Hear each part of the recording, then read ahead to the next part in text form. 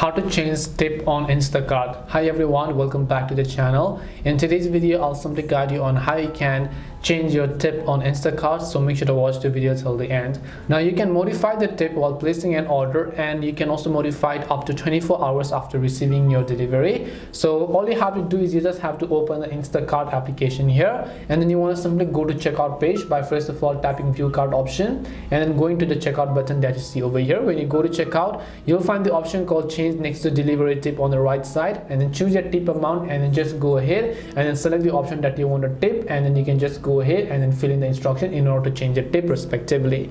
That's it on how you can change tip on Instacart. Hope this video was helpful to you guys, and if it did help you, make sure to leave a like and subscribe to our channel, and if you have any questions, feel free to leave them down. Thank you for watching and see you soon in the next video.